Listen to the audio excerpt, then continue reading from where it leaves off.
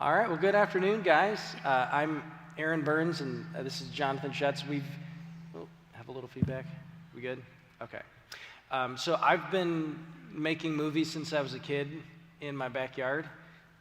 JC can attest to that. We made movies together when we were kids, and learned the hard way about what not to do with post-production and sometimes what to do correctly over the years.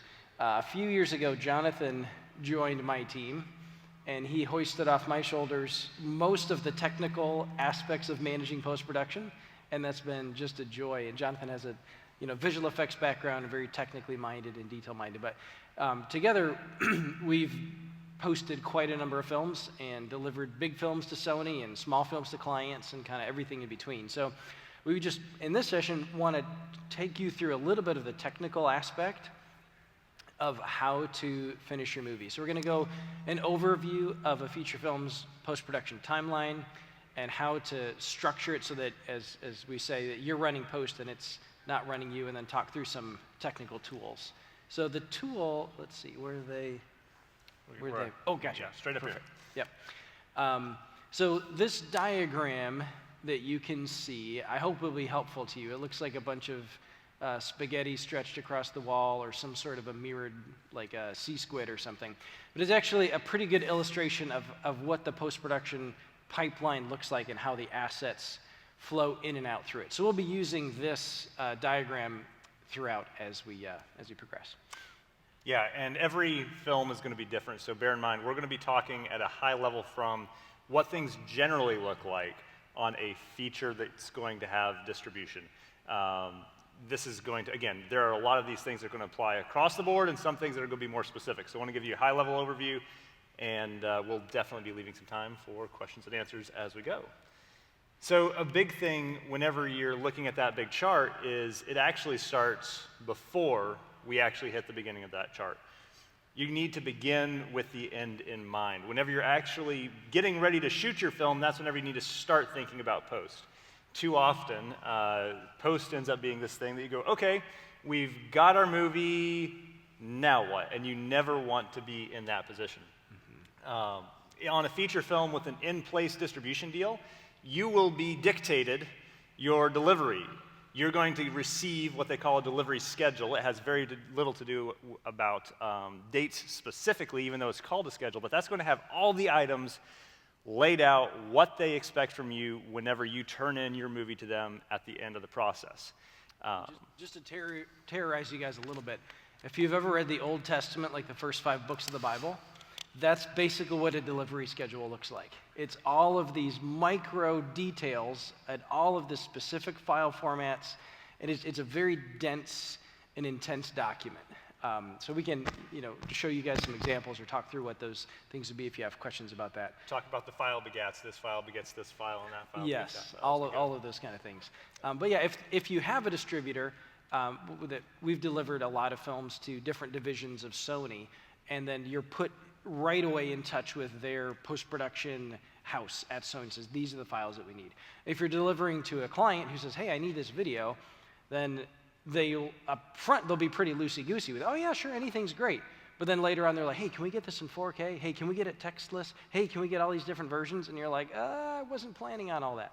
Can I get a copy of the edit, copy of these pieces? So figure out in advance what you need and create your own deliverable schedule, whether it's your own project, whether it's for a client, or whether it's for a feature for a studio. Yeah, because all of that is going to play very heavily into the way that you shoot your project. Are you going theatrical? Is HDR required? I mean, at that point, you're going to need a completely different set of cameras and tools, than if you're not. What are you planning for VFX? And if you're saying, are we planning for VFX in the first place, let me tell you, you need to be looking at that at the beginning, too.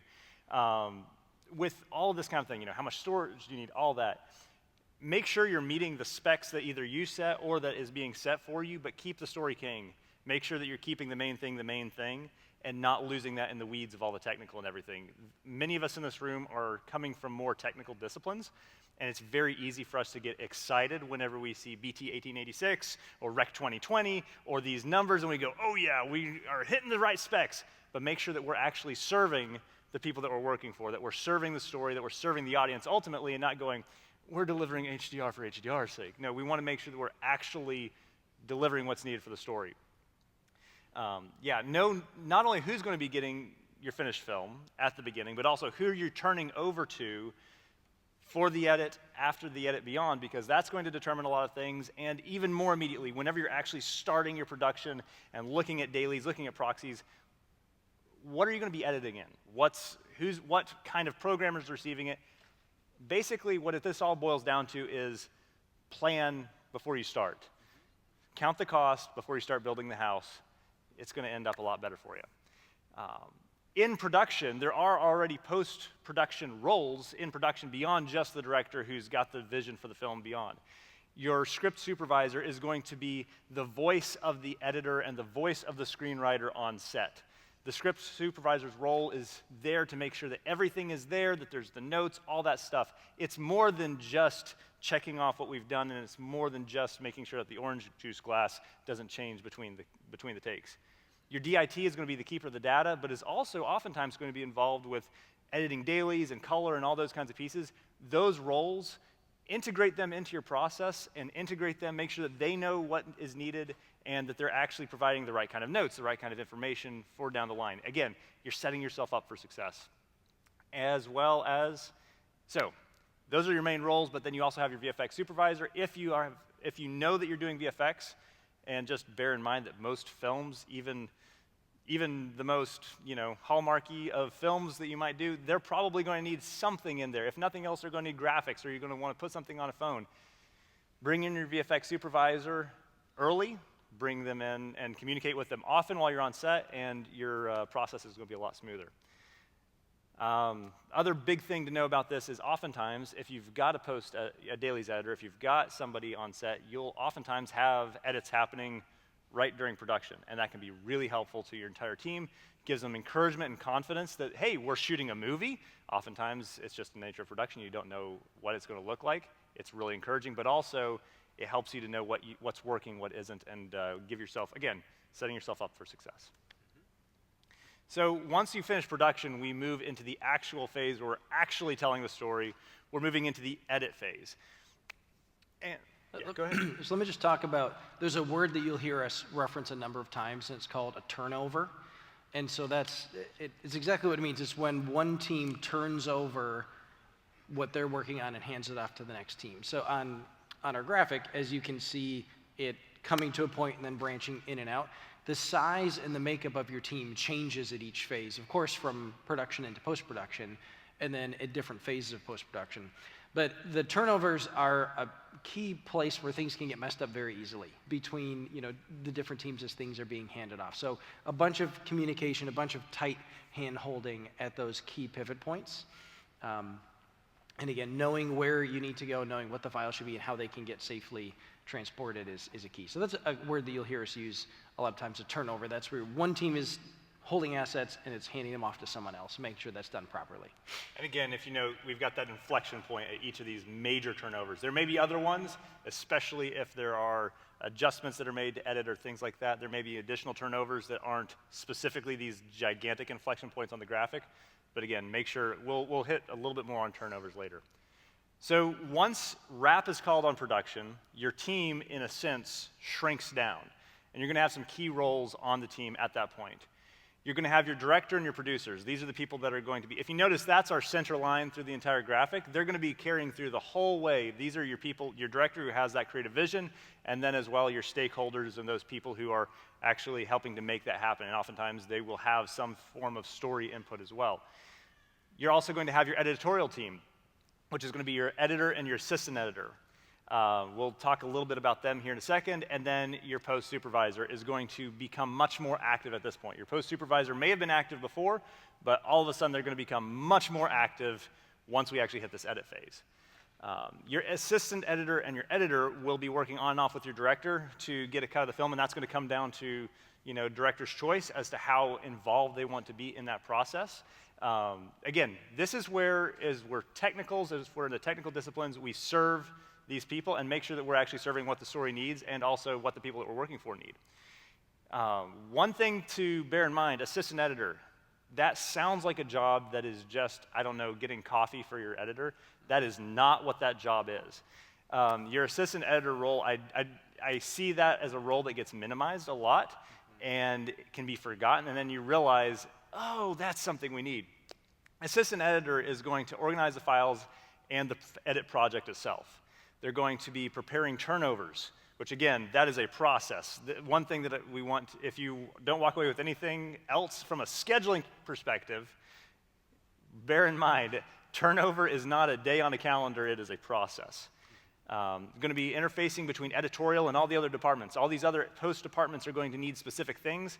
Your assistant editor generally is the person who's going to be facilitating all of that. Likely going to be doing some temp effects, likely going to be doing some searching for stock footage. But really what it boils down to is if you don't actually have an assistant editor and you're entering post, be prepared to do that job yourself because somebody's going to need to do it. And if you're overseeing post, the buck stops with you ultimately. Yeah. So I want to talk for a minute about editorial from a director's perspective. So I've been a producer on post a number of times. I've been post super quite a number of times. And then I've been a director on two of the last features that I did. It's very interesting when your job is to tell that story, right? You're the eyes of the audience, and your job is to lead the team through the process.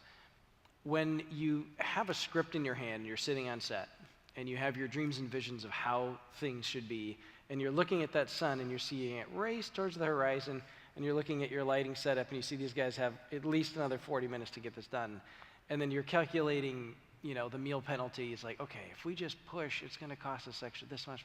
You're running all these things in your head, say, we're not going to make our day. This is not going to happen.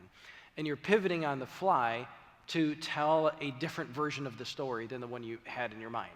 And there's all through the process, typically on more modestly budget projects, you're being forced to make adjustments or cut corners because things are different than you had planned. And sometimes we call them happy accidents. Sometimes an actor or an actress is way better than you thought they would be, and they deliver a bigger performance. And you say, we can really lean into this character, and this becomes a bigger character. And the movie we finished last year, Birthright Outlaw, our bounty hunter character was just so much fun. He was such a good actor, and his character was bigger than we'd imagined. So we stretched out his scenes a little bit and kind of enjoyed those. In different ways. But then there was some of our footage for our outlaws that a day that got completely rained out. It was a windstorm. Our outlaw camp was just a pile of broken, muddy sticks. And we took a day off, and we reset, and we lost 35 setups. And that really impacted the way that we were able to do the action sequences in Act 3. So as the director, what happens in each storytelling phase comes with you. And so your script obviously is a major influence on what you capture in production, but then what you capture in production is a major influence on what happens in the edit. So a key principle that I take to telling modestly budgeted stories is intentionality. So if I had a bigger budget, I would have said, look guys, it rained. We'll just come back tomorrow, no problem. But that $30,000, $40,000, $50,000 that it takes to bring everybody back for another day, depending on your budget scale, right? We couldn't afford it on the project that we're doing. But the goal is when the audience is watching your movie, they are just experiencing the story that you're telling. And I could ask Jonathan, could you just include me in a few spots where I come on the side of the screen and say, hey guys, please forgive me that this scene doesn't make any sense. It was going to be better, but these are my excuses. And then you pop back, oh, okay, then the audience will give you grace, and they'll forgive you for making a bad movie. They don't care. They just want to be entertained, and they just want to enjoy your project.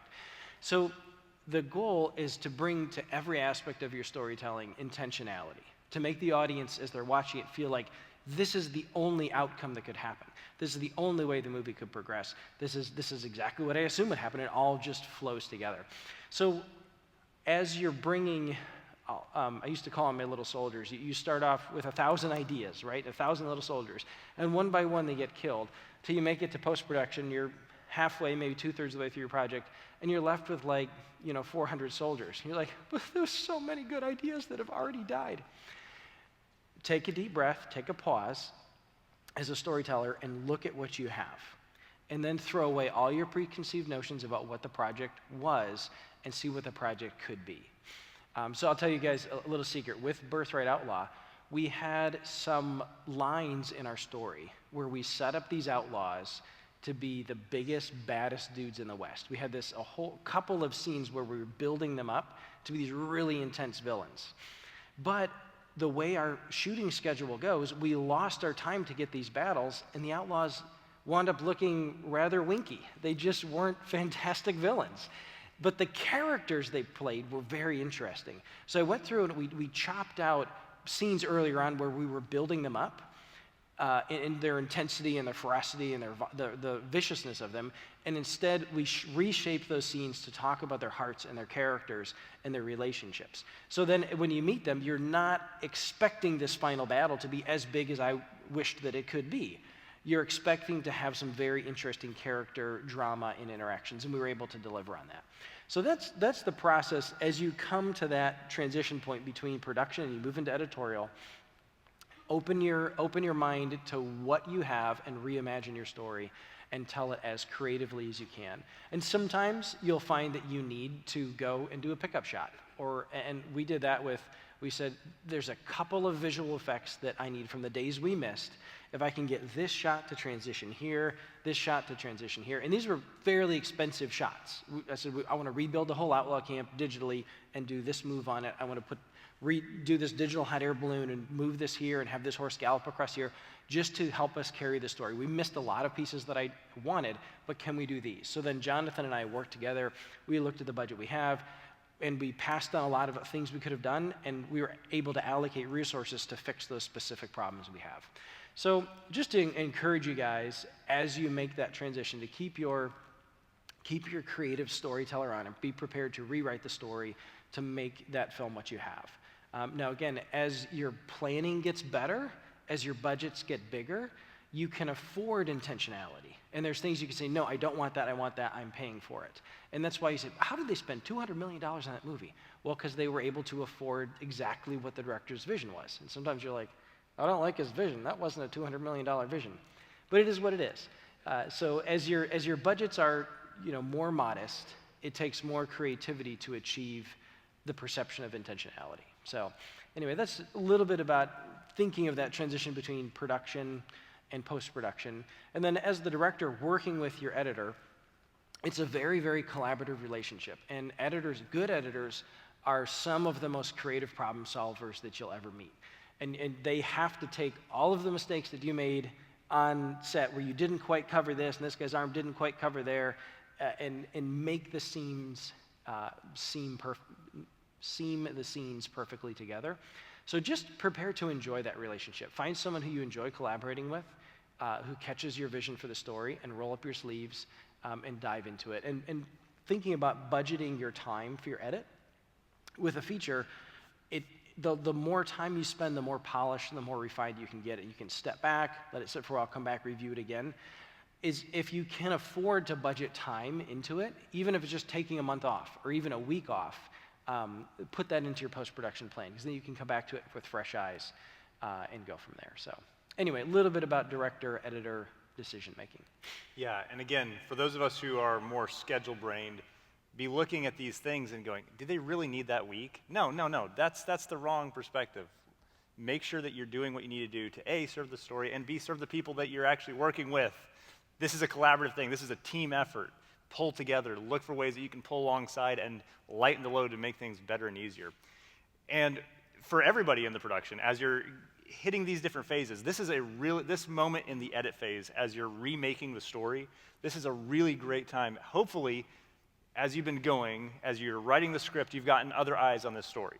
You've gotten other eyes on the script. You've seen, hey, does this story make sense? I'm already 17 drafts in. Good grief, what do I need to do for draft 18?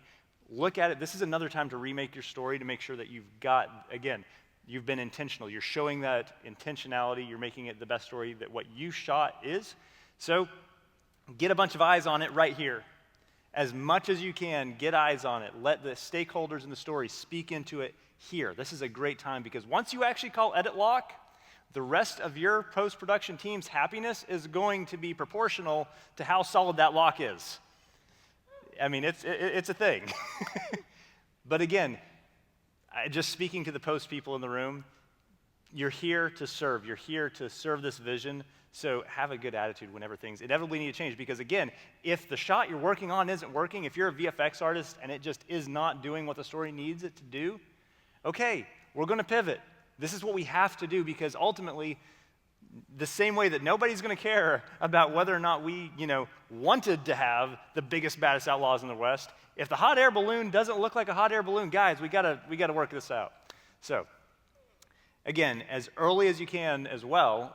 Again, a lot of these things are as early as you can, because the more lead up, the better. As early as you can, start looping in your big team players and opening up your lines of communication, because here, this is where we actually start. You've got a lot of time. If you look at that overall chart, there's a lot of time on this edit phase for a few people.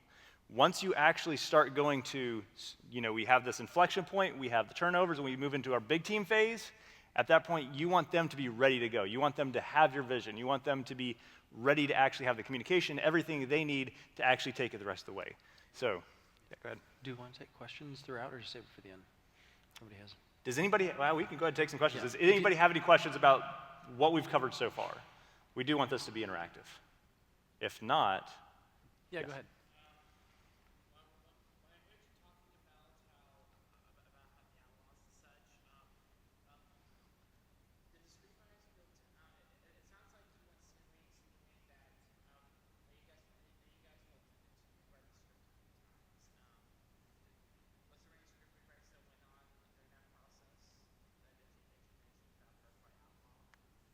Yeah, so the question was, in post-production, were there any script rewrites? So it's interesting, a script is a tool, just like an edit timeline is a tool. So typically, we won't go back to actually the screenplay once you're in post, but what we'll often do, so how we'll visualize the story, is each scene in the edit will print off a still frame of that scene, and we'll put it up on the wall. And we'll actually look at it with act breaks, and we'll say, okay, what if we pulled this scene out of the movie, and what if we put this one in? And what material do we need to bridge here? And so it's interesting, it's less of like a 100-page PDF and more visual, because you already have the pieces that you've captured. So that's a way that we'll often do it in the edit phase, is with little note cards, the name of the scene, and a one-sentence description of it, and put those up on the wall. And we'll do that in the screenwriting phase as well, but it's more fun to do with post, because you actually have images from the scenes that you've captured. Yeah. You've talked about, I'm very new to this, but you've talked about the edit log. Does it ever happen where you get, some later team says, this is not working, and you have to go back and redo something that you thought was locked, but now you have to unlock it? Yes, the question was, do you ever lock the edit, and then once it's locked, do you ever have to unlock it? In my experience, no, because I'm perfect. No, actually. In my experience, on the other hand, yes. So never name, it's always embarrassing if you name your file _final. So, movie edit _final _rev7 _temp, right? So what because I've experienced, I've been around the block enough times, you are going to experience change. You're going to get through, and something is going to happen. You're going to have to change something almost every time. So a leadership principle that I have learned is about communication and about certainty and about clarity. So Jonathan and I are right now doing post-production on a movie called The Forge, which I think we're going to, is that? Okay. It's been announced. Okay, good. So you guys are going to get to watch a draft of it tonight. Or, Thursday night. Thursday night. So the draft that you're watching will probably be more final than the one that my team is working on posting. Because I said, guys, we are turning in, we have a deadline from Sony of when we have to deliver the movie. And I'm going to give you, depending on the team, 6, 7, 8 weeks to get your job done. So for we'll get to this in a minute, the score team, the VFX team, the audio team, all these different pieces. But I say, once we lock the edit, you can work with confidence on the edit that you're doing. And if a change comes, I will let you know. We will not make a bunch of changes. We won't jerk your chain over and over again and say, oh, tweak, tweak, tweak. We'll give you one change, and we'll deliver it in a clear and helpful way. So we have a whole process of redelivery, which is a very long and painful sheet that our assistant editor has to fill out. And he says, frame 1,568, we deleted 3 frames. Now it's, and you're like, well, who cares? Can't they just figure it out for themselves? No, that's your job as the editorial team. And then, so we deliver it all very carefully. And I learned that as you're paying people for their time, if you budget the amount of work that it takes for them to put their head down and run and just focus on their discipline, that's you look at it and say, okay, this is the number, it's locked in, this is what we're doing. If you also have to budget for them to include making changes and sitting there with their hands up in the air for 3 days, waiting for you to figure out what to do, your budgets just shoot up exponentially. So experimenting and trial and error with a large team is absurdly expensive compared to experimenting in the editorial phase. So our goal is to lock the edit, push it out, launch all the team's work on post, and then if changes have to come in, you do it once. And in the lack of certainty, you provide clarity. So guys, if there's a change, we'll let you know this is what the turnover would look like. We'll be in communication with them about it. So we've been talking to the team saying, hey, we did a few more test screenings. There's a few notes that are coming back. There will be a few changes throughout the film. They won't be dramatic, but they will be crystal clear when we give them to you. And so we'll have time at the end to handle those. So that's how we've done it. I haven't always done that this way. I used to be like, hey guys, we're changing the edit. And let me know what you think. And it's like, no, not helpful. Don't, everyone's waiting if they see your, hello, the edit changed again? Oh no. That's what you want to avoid. So you want them to be able to work diligently, head down, focused on their work, knowing that the work they're doing matters. It's all not going to get thrown away, that they're focused on it, because you've done a good job locking it up tight, and then provide that clarity if any changes might come. Yeah. How do you or the people that you work with or work for manage being too OCD about a specific scene or scrubbing infinitely to find the exact points of where to enter or exit or whatnot? So it's not hours of scrubbing to find that. Now it's clear. Yeah, so the question is, how do you not spend forever? How do you know when to call it quits, I guess, would you say? So I would say, first of all, on an edit, first of all, we actually do spend hours per cut. Like by the time it ends, I was reading a book, a super good book on editing called In the Blink of an Eye, and this was kind of an extreme version, but there was 3 editors working on a movie for like a year, and he totaled up all of the cuts that were in the film, and it was something like they spent an average of like 10 hours. If you total their time and the number of cuts, it was like an average of 10 hours per cut. Just, I don't know, what do you think? What do you think? Maybe one frame left. That's not how it, winds up being, right? Because you're doing version after version after version and trying. But at some point, you have to make the decision, and you have to say, we're moving on. So to me, it's typically the tool of the budget. And a budget doesn't have very much to do with money. Budgeting is an allocation of resources. So you can make a no-budget movie that costs a lot of blood, sweat, and tears and time. Yeah. Do you do that also like per layer?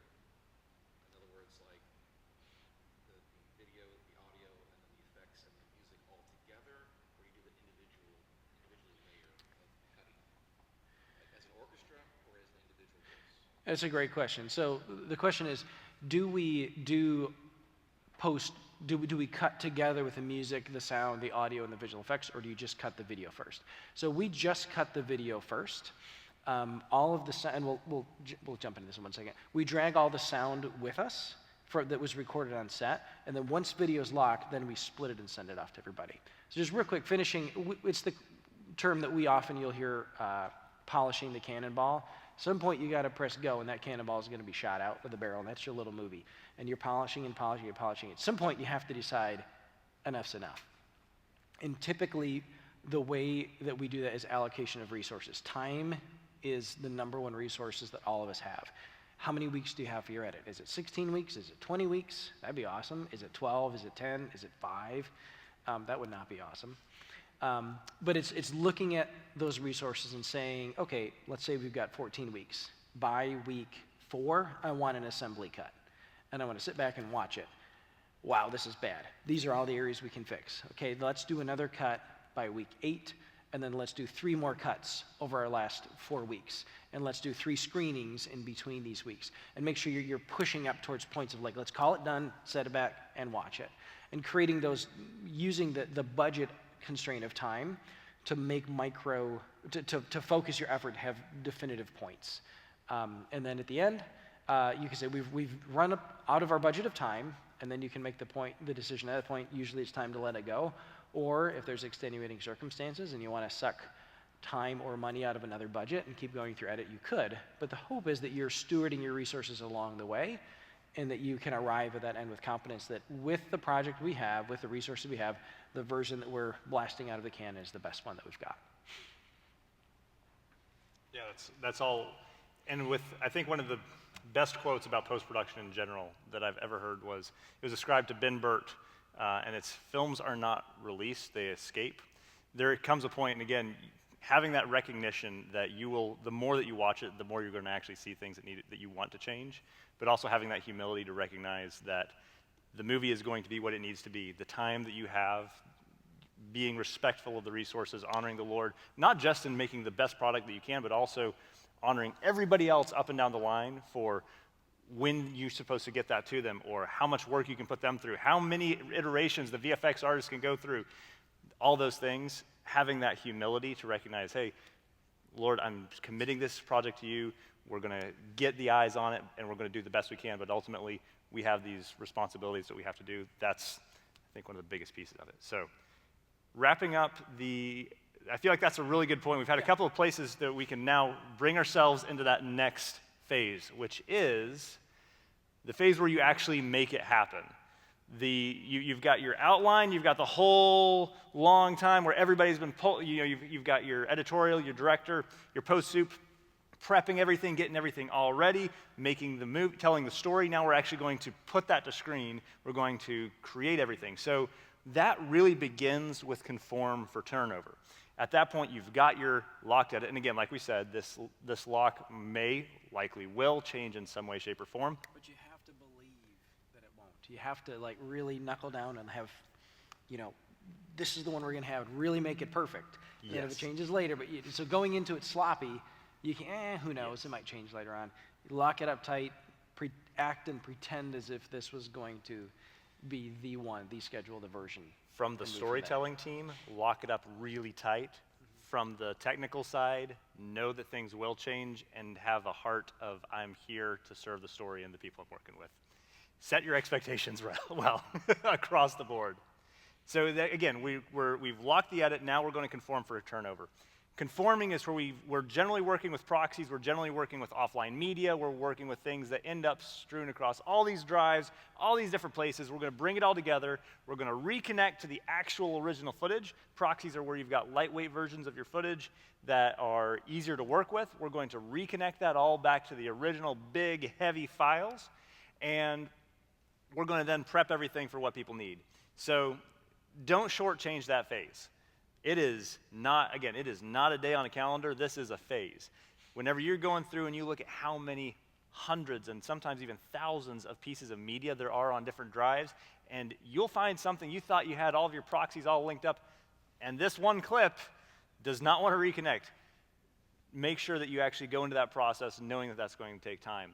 It is something, this is going to be where the edit that makes sense, the files, the structure, the way that things are put together that makes sense to your director and editor needs to make sense to everybody else.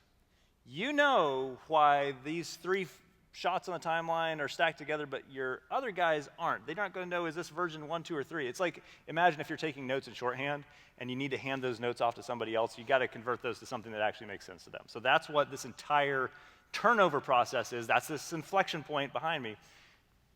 Bring it all together, and then we're actually going to put it back out to everybody else. So in this phase, you're going to have 4 turnovers, generally 4 main turnovers to 4 overarching teams. Apple turnovers, no. I mean, if you've got more of those turnovers involved, it would be more fun.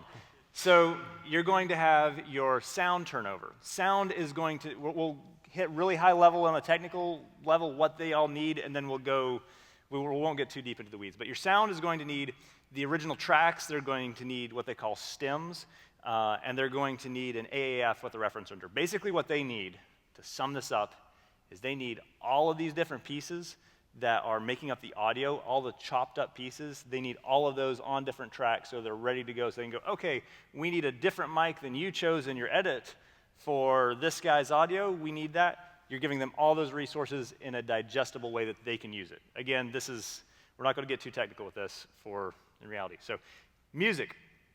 They're going to need something similar to sound, but they need a DME format. That's dialogue, music, and effects all on their own track so they can turn them on and off. They don't need the whole thing. They just need a bit, and they need a reference render. Sound also, I didn't mention they need a reference render.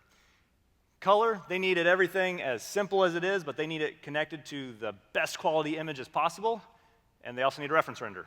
And then VFX will need a simplified timeline marked for where you know that polls need to happen, and then your VFX soup is going to go through and double check that everything is accounted for, and then they're going to need a reference render. Across the board, everybody needs a single source of truth. This is a big thing to make sure everybody's on the same page across the board, communicating clearly, again, in the absence of everything being solidly figured out. Yes?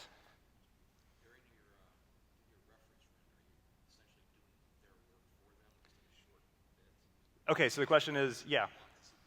So the question was, with the reference render, what is that? Is it doing their work for them? Essentially what you're doing with the reference render is, especially for sound and everything, is you're showing them where everything falls. It's not the highest quality effects. It's also making sure that what the director approved and saw is actually what they're looking at. Because again, you might have had an issue with the conform with going from the proxy media to the full fat big files and everything. So it's making sure that everybody's on the same page.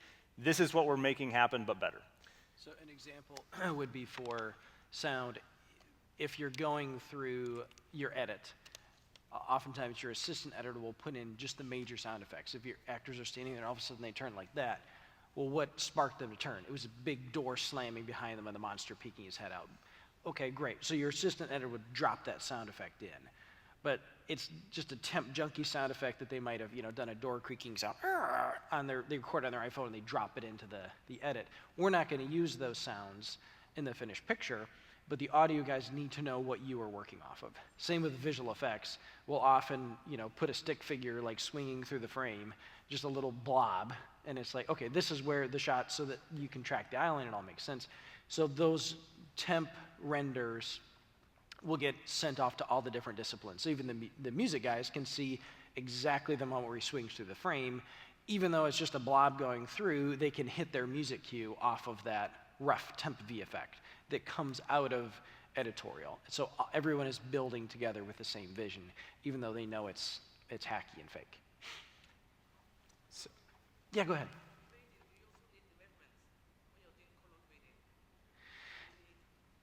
Yes, the question was, do you also need the reference when you're doing color grading? It is always nice to have, because a lot of times when we're in editorial, we'll say, I really wish this scene was a little darker. So the assistant editor's like, I can make it darker. Wow. And he just turns it dark. And then, the color grade, you come to the grade and you say, well, you can't just do that. It has to be finessed. It has to be worked. But we'll always pull up, this is what the director was looking at. This is where he was going with it. So we're going to take the big files and color grade it properly, but we're looking to make sure, we're still landing in the same overall levels as we were in that edit. Yeah, JC. The key point of the reference, especially for color, is making sure when you open it in your program that all of the files and shots have lined up exactly the way editorial had them. So it's sometimes not even for referencing color or whatever sound music. It's just making sure that what you're seeing is what they had. And then once you figure that out, you kind of choose what you have. That's right. So JC knows more about post-production than Jonathan and I put together. But so what and JC particularly with colors is a great color artist. So what he was mentioning is that for the color artist and And usually the color artist is also the person who's rendering out the final files, the final video images, that they're looking at the same thing. As again, as Jonathan said, you're putting in 3,000, 4,000, 10,000 media files. Some of them get garbled or lost or broken along the way, and you might be looking at a V2 of something that was layered. So once you see all those references and you know that what you're working on is the ground truth, then you can ignore the reference and continue creatively from there. Yeah, Brian. So many monitors, so many screens around the world that work on different desktops. Where do you get zero ref, Greenwich time zero, that this is red, this is blue, this is yellow, and you accept that? So the question was asked, this, if it doesn't make you cry, then you're not an artist. The question was asked, where's ground truth? How can you know, particularly for color, or I would say for sound as well, that it's going to sound good everywhere? And I remember with the first theatrical feature that I produced, I was so excited about the image that we had on monitors, in the big theater monitor, in the color grade suite, and then the sound that was pumping out of the 5-1 mix and everything. And then we went around to screen it with different people who were, maybe an influential person who could help us with marketing or distribution. Oh, come on in my basement. I've got a VHS player somewhere around here. Oh, here, let's hot wire it through this. And by the time it comes out, there's like one mono crackly speaker with no bass at all, and you're only getting like the dialogue. And then the screen is so dim, you can barely see it. And plus, it's all red. So you're like, this is not fair. It looked perfect. It has to look good here.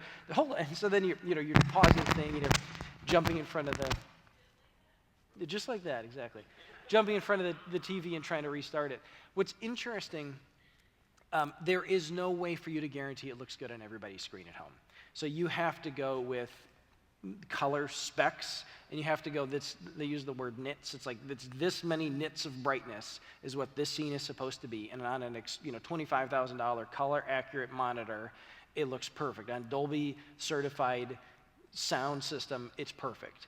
So the thing that you have in your favor is that everyone is used to watching whatever they watch on their junkie system at home. Everyone's used to watching whatever they watch on their phone. So it'll always look just as bad as the other guy's stuff. And they're used to watching it like that. So that's the only solace you can have, is that your beautiful work of art has been butchered just as much as the Oscar, DP's work of art. But all you can do is hold it to the specs that you have in post and just let your baby out to fly. I thought about making a requirement for anyone who watches my movies to make sure that their screens and sounds are all queued up correctly, but nobody wanted to play that game, so. I will say for yourself and for anybody who is working in that arena, looking at color accuracy, levels of monitors, and all that kind of thing, always, again, set to a standard. One of the biggest points that I had in our big conclusion is learn color theory and learn color science. That's going to help you in post a lot. And again, in terms of, so what are those specs and all that kind of thing, there's the ACES color system. There are all kinds of different ways that you can to transform pieces from this color space to the other. That's an entire conversation that is a good one to jump into, and it makes my head spin, and I've been doing this on a couple features now. And so my recommendation is dig in deep, because there are a ton of resources out there for that. So again, jumping through this big team phase, trying to make sure we cover all this piece. Again, each one of these different departments is going to need things in a specific way. This is where, if you're a post supervisor or an assistant editor, you can serve that rest of that team to make their lives easy. And overall, again, if you're playing the whole thing, just keep in mind, time becomes much more expensive here.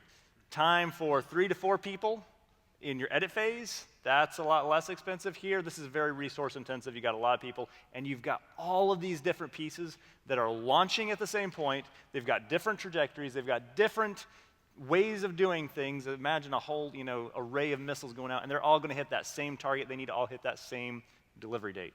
So communicating with everybody, making sure you're getting them exactly what they need and how they need it. Aaron can speak more to this, but your director's role is going to be in your spotting sessions, and then as well, giving notes. Spotting sessions to set the tone, say, hey, we're going to go through the whole thing, we're going to watch it, we're going to say, this is where we want these things to hit, or this is my vision for the color in these, because again, you may be dealing with temp color that was, okay, we turned it way blue and dark, or it could be there's nothing there and clean slate, and you need to set that vision. If you're supervising post, make sure that you're helping to make sure that all of those sessions happen and the director gets to speak into the process. Yeah, so a spotting session, once you move into this, is the most creative portion, and doing it as soon as you can and having great communication. If you're a director who's working with post-production artists, know that those artists are eager to serve your vision, and the better and clearer vision that you have to communicate, the more likely that you're going to get your vision out of them. So, no, it's not quite right. Can we try another version? That note doesn't really get you very far. It's like, well, what do you want me to do different? So if you go in, just like you would go into set, well prepared with, these are my reference films, this is wardrobe that I like, this is hairstyles that I like, these are action scenes that I want to reference off. If you can bring all of that for post as well, these are scores that sound similar to the score that I would like to have for this movie. You don't have to copy it. These are tones and timbres and instruments and rhythms and pacings. This is the kind of color, that I like, going and pulling from, other projects. And even for visual effects, if you just throw a visual effect green screen, it's going to be very expensive. He's going to come back and there's going to be a monster there. You're like, there aren't any monsters in our movie. He's like, well, it's a green screen, I just put one in. No, having laid out exactly what you want, like hand drawing a little frame and sticking it over your temp artist so you can see your temp frames, how these pieces go. And then you have what we call a spotting session with each division, with your music, with your sound, with your color DI, and with your VFX. And you go through everything, and once you lay out the creative vision, then you budget it out with your timeline and your artist man hours and all those things, and talk about what you want. Say, this is really important to me that we get this right. These are my priorities. These are not as much. So let's rank these shots in order of priority. Let's rank the score in order of priority. I want to finish these 3 cues till I'm absolutely happy with the music, and then you can kind of copy those across the rest of them as you need to. But budget, once you set that up, then you can accurately and most helpfully budget across the rest of those phases. Yeah, and so with all of these pieces, if you're managing this whole process, you've got all these pieces swirling and you're getting ready, you're leaving this big team phase, or you're propagating changes down the line. A big thing to bear in mind if you're supervising this process, 2 big things. Number 1, make sure that you're carrying forward that director's vision and not just getting caught in the technical weeds. And number 2, especially if there are changes being made and it's easy to assume that everybody got the note, you don't get what you expect, you get what you inspect. You're going to get what you actually put your eyes on. You're going to get what you actually see on the screen, not what you thought that you had communicated earlier down the line. So this big team phase, again, this is a big chunk of time, but it's going to be shorter than your edit phase, and you've got a lot of people and a lot of teams involved. Once you actually get things, you get your main set, your main body of work in this all done, you're going to move on from the big team phase to what's really a continuation of that phase. There's not like a specific turnover that's happening, but that is your finishing phase. Same teams, we're going to be kind of having a little bit of a check-in with everybody.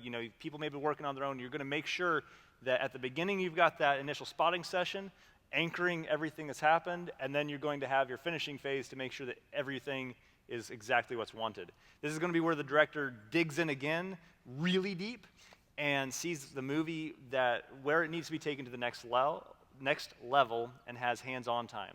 You're going to have a finishing session with your colorist in a color-accurate studio, so you are actually working from, GMT. You're actually working from, this is what we're actually seeing. This is actual truth. You're going to go and you're going to listen to it in an actual studio so you can actually hear the sound the way it's supposed to be, and that you know exactly what you're working with. Across the board, one big thing that I've found with working with artists, the artists can generally give the director what the director wants, but oftentimes they'll have a tendency, if they've done this for a while, they're going to work in a more neutral way. They're not going to go to one extreme or another. They're going to go pretty straight down the middle. They're going to be pretty conservative. And in the finishing phase, that's a good place where, especially with color or pieces like that, tell them, hey, let's push this a little bit further. So again, making sure that you've got that. It's easy to just get running, so make sure that you've got that point where the director digs in, has that chance to put that polish on before the cannonball gets launched. So as you wrap your finishing phase, all of the work from the different departments are going to reconverge, as we see on that chart behind us. So it's all going to come together here. All of your audio, your music, and your sound effects, and all of that, that's going to go to your audio re-recording mixer. All of your video goes to DI. Color and DI oftentimes are going to be your same house. DI is digital intermediate. That's essentially the equivalent of, the modern day equivalent of reprinting to that final film stock. It's bringing everything together and putting that in there. And then the DI, as a rule, is going to run the final export of the film. The files that go to delivery, the gospel truth final, this is the movie, that's going to be done by your DI house. So, if you've gotten to this point, this is, you're all excited, you're done. Well, more or less. We then have our delivery phase. And this is, yes, question? DI? Yes, DI is digital intermediate. Yes. So again, that is going to be oftentimes tied in with your color house. They're going to handle that whole aspect of it. Again, that's setting exactly how the movie's going to look. It's putting it to the final print format, because again, we're not actually, as a rule, printing to actual physical film. So they're the ones who have collected, say there's the movie we're doing now, 127 VFX shots. Each artist finished it, they come in, then they get slided back on the timeline, then they get colored. Then all the audio tracks, all the music tracks get baked in, and then you clip those together with the picture. You put the credits on the end, you put the titles on the front, and then you ship it out. So that's the DI is the person who's responsible for clipping all the pieces together that you've created. So just to make sure, we'll try to finish through this final phase rather reasonably quickly, and then hit our main principles, and then I think we'll have a little bit of time still for questions and answers. Want to make sure we've got time to cover the whole picture, and then we can hit the rest. So with the delivery phase, the big thing to keep in mind is it's easy to view that as a date on the calendar, again, much like turnover. Hey, this is when we're actually doing this thing, but it's more of a phase, so make sure that you allot that time to prep your delivery. There are a couple of major categories for delivery. The first one is your physical delivery. That's what you would normally think of when you're delivering your movie. That's going to be the versions of the film that are needed. You're going to need, if you're going theatrical, you need the theatrical version that is your scope version of the movie, but then you're also going to need a version that's going to go to home media or to streaming or however that's going to go, or again... There's a very sad artistic moment that comes when they say, hey, do we need to do we don't have to do like a pan and scan delivery on this one, do we? Oh, yeah, we're going to definitely need that. Where an artist goes and just takes your movie that's shaped like this and shrinks it down to that, and then just kind of randomly moves the camera around on the frame after you've spent 3 years getting a movie to look just how it should. So there's a half dozen different versions of the film that have to be made. And then you're going to have the realization that not only is it going to be watched on somebody's phone, it's going to be watched on the back of an airplane seat going like this with turbulence. Yeah. So you've got all the versions of the film that are going to be needed, and then you're going to need additional items for your physical delivery. There's going to be again, we're talking a feature film here, and again, this is going to have different delivery for each kind of project, but images, they're going to want script, they're going to want post-documentation. How did you do it? What programs did you use? All of that kind of information. If you're delivering to a big studio, they want all this stuff. A CCSL, which is essentially where you go through and either you do or you have somebody write down everything that happens on screen and everything that is said in the movie. And that's a long process, and there's some places that can do it and handle that as a service, and we love that they exist. The next thing is going to be your dubbing and subtitling materials. That's going to be your actual subtitles of the movie, and for dubbing, they're going to use that subtitling as the standard for what they actually dub into another language. And then there's going to be a QC process that's going to happen on all of this content. You're going to deliver all this physical delivery, all of it's pretty much digital, but you're going to deliver all this to them, and then they're going to check it, and they're going to tell you, oh yeah, over there on that shot over there, there's an edge of your reflector in frame. Can we deal with that? So you're going to go back and again. So make sure you've accounted, if you're doing a large delivery like that, make sure that A, you're QCing your own stuff, and B, make sure that you've allotted time for that and you understand that that'll be a piece of it. And there's a magical little phrase that you can use if you're completely out of time and money, which is creative intent. You say, oh, creative intent. Yeah, we wanted that boom mic in the frame. They probably won't let you leave a boom mic in the frame. There's sometimes... But they might let a color piece that they thought was a thing because that was a thing. We had some flames that looked, they thought that there was something weird about the color of the flames. It was actually creative intent. It was truly creative intent. We wanted the flames to be that color. So, Yeah. so So there's physical delivery, then just very quickly, there's a whole other section of delivery called legal delivery. And if this doesn't send a chill up your spine, then you need to get a new spine tingler. So paid ads, contracts, chain of title, licensing, clearance report, budgets, like everything, every piece of paperwork that you ever signed from production all the way through post. And yes, they have attorneys getting paid way too much money per hour looking over everything. And said, so on page 9 of your contract with the guy who came in and was an actor for one day and then you cut all the scenes from the movie, there was a second signature missing. You're like, the guy fled the country 2 years ago. Like, they're like, well, track him down and get that signed. So be prepared to handle that as well. So having a good film attorney and good people on your team way back in production, and then having it all flow through post. Because to get your film distributed, you need every location has to have an agreement. Every person who appears on screen has to have a fully executed contract with proof of payment that you did your end of the bargain. So that's a big chunk of post-production that is often forgotten, is what we call legal delivery. So yeah, so at that point, your film's out there, and congratulations if you've done that. That is a thing worth doing. So that's overall big picture timeline.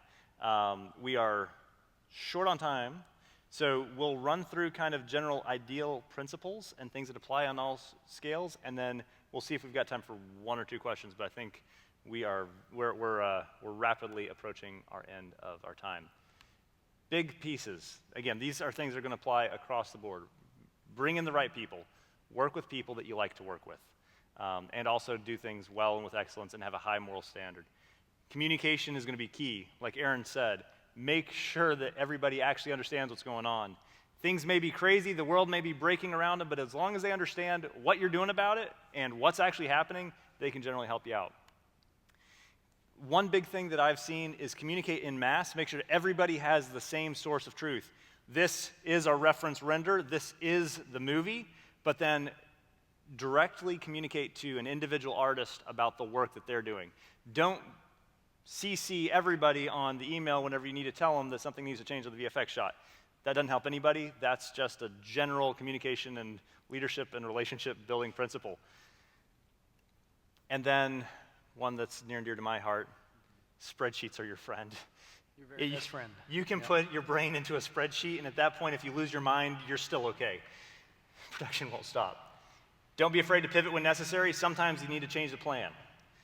Keep your delivery schedule in front of you, and this is a big thing in general. Keep the end goal in mind. What are we actually doing? Because if you forget that, the end goal, kind of toast. Don't overload yourself by setting too fast of a pace. Make sure that you've actually budgeted the time. And again, this was going back to our edit window in particular. Make sure that you've given enough time for things. For your big team phase, make sure that those teams actually are on board with the time that you set.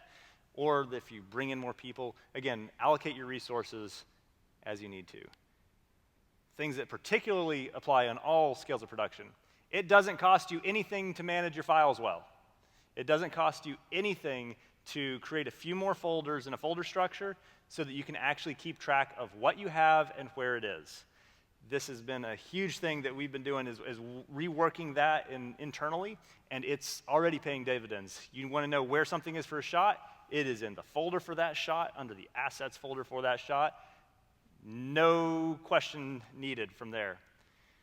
Clean up your timeline. This is very practical, nitty-gritty, but clean up your timelines early and often. If the one time that you're actually cleaning up your edit timeline is whenever you're getting ready to hand it off to somebody else, that process will be a bear. You will hate yourself if you don't do that, and you'll be a lot happier if you do. Redundancy is your friend. Repeat and keep things in multiple places. Don't get rid of the originals and early versions. This goes back to your file management. Make sure that you have a record of what is what, and as well, the recognition that final is not a good way to name your files. Name them, date them, and then that way, your different versions of the edit, you can go back and go, and on the March 27th version of this, we had this edit. You can pull that. It really saves you a lot. And then the thing that I just skipped past is file versioning can save you. That kind of tied into that last one. Learn color pipelines. big piece. It's a deep rabbit hole, but it really helps across the board to have a rudimentary understanding of how that all works.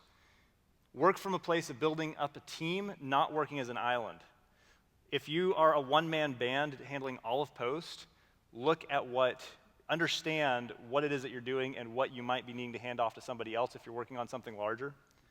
Can I just say real quick on that, even if you wind up doing it yourself, you're the only one doing it, still take the time to discipline yourself to say, these are the processes that I'm going through. I'm going to do editorial, then I'm going to do VFX, and just think about those to budget appropriately and help yourself out. And then as you build that discipline of budgeting and thinking and structuring your projects, as you go on to the next and bigger projects, you'll have an opportunity to grow seamlessly. Next one, recognize that boundaries and systems are there to support your creative potential, not to stifle them. And on the other side of the same coin, if your systems are causing problems, adjust. So again, I think with post-production and looking at this as a Christian, Christian Worldview Film Festival, you're here to serve. You're here to serve the story, you're here to serve the audience, and if you're a contractor, you're here to serve the person that you're working for, and work from a place of humility. Big picture, those two things really sum up post-production. Work from a place of serving the Lord, serving the story, serving the people around you, and recognize that sometimes things need to change. Should we do one question real quick? Yeah, one question. Go ahead. I don't like technology. I have a flip phone. I want to keep it forever, but I want to make movies, and all I really want to do is like direct, produce, write, and act. But as like a, I guess a director or producer, how much do I have to learn about like editing? It's really scary to me. To like how much do I have to know? So my answer to that question is, if you with those disciplines in particular, you have to know storytelling, and editing is a key part of visual storytelling. So you have to learn to speak the language of an edit. You don't necessarily have to learn how to push the buttons on the computer. So I don't know how to push the buttons on the computer when it comes to an edit. That I didn't go through that discipline.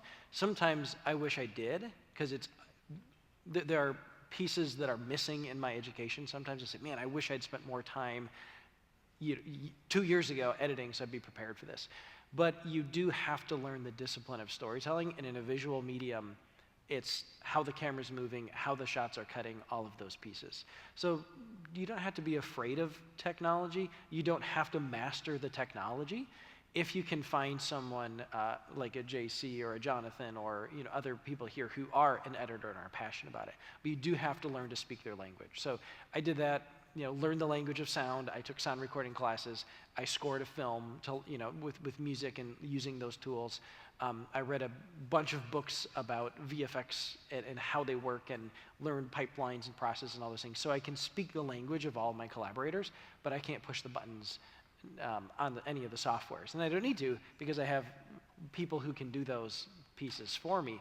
But as a storyteller, I would not succeed if I didn't understand what they were doing. And I want to just add to that, one thing that Aaron does really well is he knows how to communicate with the people that he's working with. Make sure that you're communicating well, that people actually understand your vision. If you can't verbalize what you want, what your vision is, then people can't actually carry that vision forward. So make sure that, again, whether you know what the edit is or whatever, if you're telling somebody that you want the image to be warmer and bluer, that's going to be sending mixed signals. But if you actually explain if you learn to explain what it is that you're looking for, that will make a world of difference. So. Very good. Well, thank you guys so much. I would encourage you to collaborate with each other. Everyone has a different strength in a different area of expertise. So the people in this room are interested in post-production. Take some time to figure out, where you guys could connect and see if you might do a project together. Thank you.